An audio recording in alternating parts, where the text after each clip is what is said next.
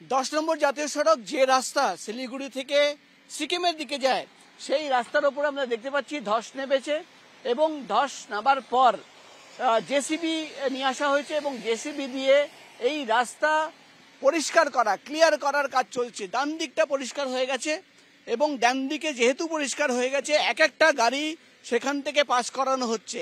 কিছুক্ষণ আগে পর্যন্ত এই রাস্তা পুরোপুরি বন্ধ ছিল এবং আমরা যেটা দেখলাম ঠিক ওপর থেকে এই জায়গা থেকে পাহাড়ের একটা বড় অংশ ওপর থেকে ধস নেমে নিচে পড়ে যায় এবং সেই বড় বড় পাথর আমরা দেখতে পাচ্ছি রাস্তার এক ধারে সরানো হয়েছে এবং এই মুহূর্তে কিন্তু আমরা দেখতে পাচ্ছি এই যে দুটো বড় পাথর রয়েছে রাস্তার ধারে, এই পাথর কিন্তু ঠিক এই জায়গায় পড়েছিল এবং সারা ধরে সিকিম, দার্জিলিং, কালিম্পং বৃষ্টি হচ্ছে এবং 10 নম্বর জাতীয় সড়ক যে রাস্তা শিলিগুড়ি থেকে সিকিমের দিকে যায় বিভিন্ন জায়গায় কিন্তু এভাবেই ধস নেমেছে এবং বিভিন্ন জায়গায় এভাবেই কিন্তু জেসিবি দিয়ে রাস্তা পরিষ্কার করার কাজ চলছে।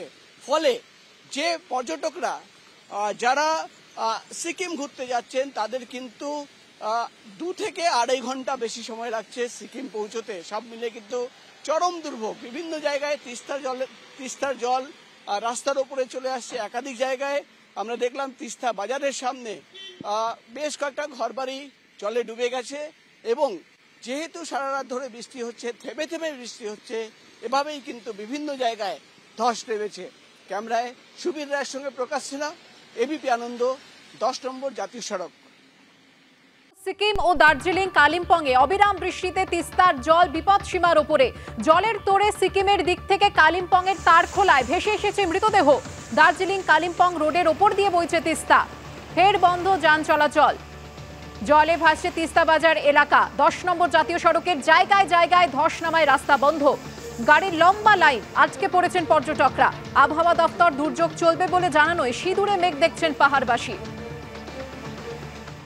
পরীক্ষার 24 ঘন্টার মধ্যে ইউজিসির নেট বাতিল। অনিয়মের আশঙ্কায় নেট বাতিল করে সিবিআই তদন্তে নির্দেশ দিল কেন্দ্রীয় সরকার। মঙ্গলবারই 9 লক্ষেরও বেশি পরীক্ষার্থী অংশ নেন ইউজিসি নেটে স্বচ্ছতার সঙ্গে আপোষের আশঙ্কা কেন্দ্রের। আশঙ্কা প্রকাশ করে ইউজিসিকে তথ্য দেয় স্বরাষ্ট্র মন্ত্রকের national cyber crime threat analytics unit. স্বচ্ছতা ও পবিত্রতা বজায় রাখতেই পরীক্ষা বাতিল করা হয়েছে জানায় শিক্ষা মন্ত্রক। অনিয়ম খুঁজতে তদন্তভার দেওয়া হলো সিবিআইকে।